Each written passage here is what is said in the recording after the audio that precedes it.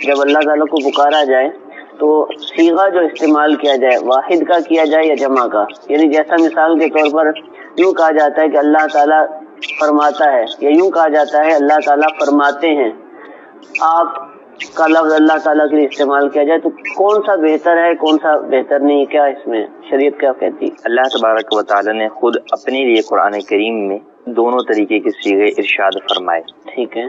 کہیں پر تو اللہ تبارک و تعالیٰ نے جو ہے وہ واحد کا صیغہ استعمال فرمائے جیسے هو اللہ احد، اور کہیں پر جمع کے صیغے استعمال فرمائے جیسے کہ فرمائے انا نحن نزلنا الذکر وانا له لحافظون، کہ ہم نے قرآن کو نازل کیا، ہم اس کی حفاظت کرنے والے ہیں.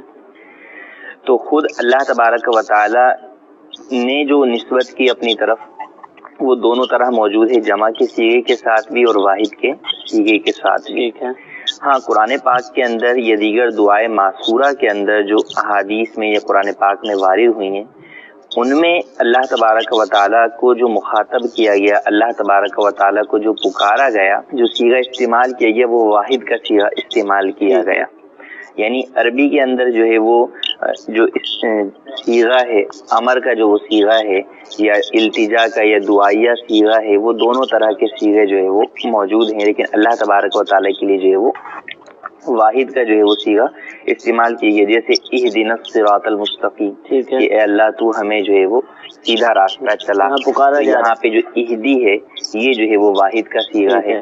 اسی طرح اللہم ربنا آتینا فی الدنیا حسنۃ وفی الآخرۃ حسنۃ وقنا عذاب النار. اب اس کے اندر بھی آتی کہ ہمیں جو ہے وہ عطا فرما، یہ بھی جو ہے وہ واحد کا صیغہ ہے. تو جتنی بھی دعائیں معصورہ ہیں ان سب کے اندر تقریباً جو ہے وہ واحد کے صیغے استعمال ہوئے ہیں. اب اللہ تبارک و تعالیٰ نے جو اپنے لیے جمع کے صیغے استعمال فرمایا وہ اس طور پر کہ اس کے اندر جو ہے وہ عظمت کا جو ہے وہ اظہار ہے کہ ہم نے جو ہے وہ یہ کام کیا، تعظیم کا جو ہے تکبر ہے، بڑائی ہے. جی اللہ تبارک و تعالیٰ کی جانب سے بڑائی کا جو ہے وہ اظہار ہے، اور بڑائی اسی کو جو ہے وہ زیبا ہے.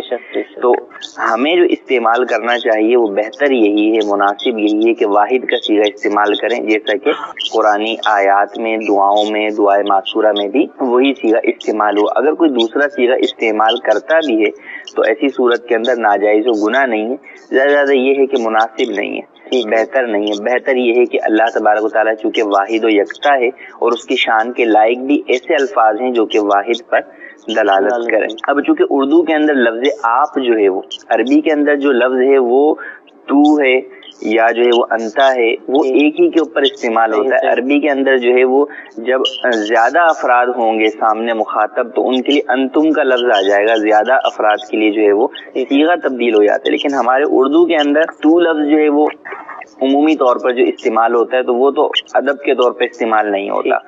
ادب کے طور پہ کسی کے لیے استعمال کرتے ہیں تو آپ استعمال کرتے ہیں، اور آپ کا لفظ ہمارے ہاں جو ہے وہ واحد کے لیے بھی استعمال ہوتا ہے اور زیادہ افراد کے لیے بھی، جمع کے لیے بھی استعمال ہوتا ہے، تو دونوں کے لیے استعمال ہوتا ہے. تو ممکن ہے استعمال کرنے والا جو ہے وہ اللہ تبارک و تعالیٰ کے لیے. بعض لوگوں کو یوں بھی ہوتا ہے کہ تو کا لفظ جو ہے وہ ہم استعمال کر رہے ہیں اللہ کی بارگاہ میں، تو کہیں یہ بے ادبی تو نہیں ہے، ہم آپس میں تو کسی کو تو سے نہیں بلاتے، ہم تو جو ہے وہ آپ کہہ کر جو ہے وہ بلاتے ہیں.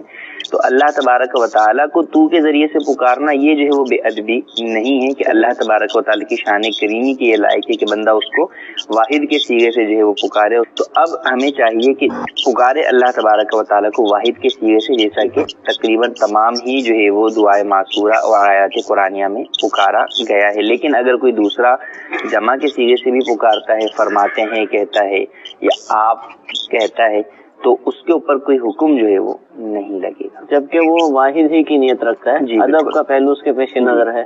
اگر وہ واقعتاً صیغے سے مراد بھی وہی لیتا ہے جو کہہ رہا ہے وہ، اصل میں کوئی بھی مسلمان سے تو یہ متصور نہیں ہے کہ وہ جو ہے وہ جمع کا